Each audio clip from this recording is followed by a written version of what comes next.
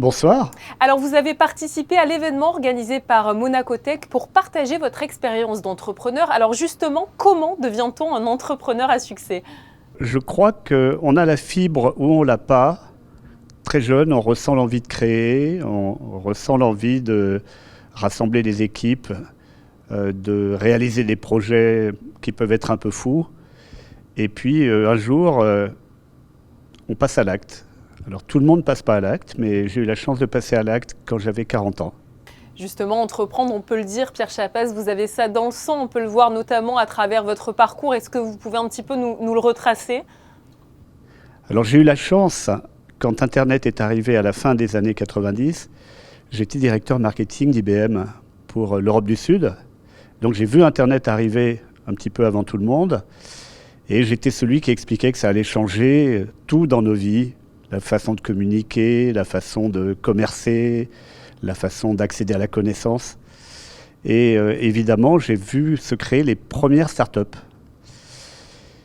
Et je me suis dit, je ne vais pas rester celui qui explique que c'est l'opportunité d'une génération. Je vais créer ma propre startup. Et fin 99, j'ai créé un comparateur de prix qui s'appelle Quelcoup. Certains disent que vous êtes le king de l'AdTech ou tout simplement l'un des pionniers du web, Internet, justement, la chance de votre génération. Après Quelcoup, qui a été le premier grand succès de l'Internet européen, qui était l'une des premières startups Internet qui avait pris une dimension internationale et qui était rentable, qui a d'ailleurs été rachetée par Yahoo en 2004. J'ai créé depuis plusieurs autres startups, dont la plus connue, la plus développée, c'est une plateforme de publicité mondiale qui rassemble tous les grands médias pour proposer aux annonceurs une alternative à Facebook, à Google et aux grands acteurs des GAFA, c'est-à-dire les leaders de la technologie américaine. Donc c'est une société qui a été très successful, pour utiliser un terme anglo-saxon. C'est aujourd'hui 1300 personnes dans le monde. Et je suis toujours formellement chairman of the board, mais j'ai 63 ans, bientôt 64. Et donc aujourd'hui, je profite de mon temps libre. C'est vrai que le monde est aussi en perpétuelle évolution. Quelle est justement votre vision actuelle de l'entrepreneuriat, du monde de l'entreprise? Sans doute plus facile aujourd'hui de créer des entreprises. C'est moins rare. C'est vrai que quand on crée les premières startups, il y a 20 ans, on nous prenait pour des fous.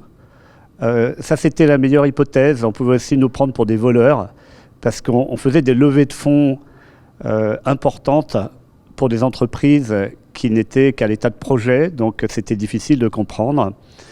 Mais aujourd'hui, Internet, c'est un continent économique gigantesque. C'est le moteur de l'économie en général. Et donc aujourd'hui, c'est relativement plus facile de se lancer. Ça ne veut pas dire que c'est plus facile de créer un succès mondial.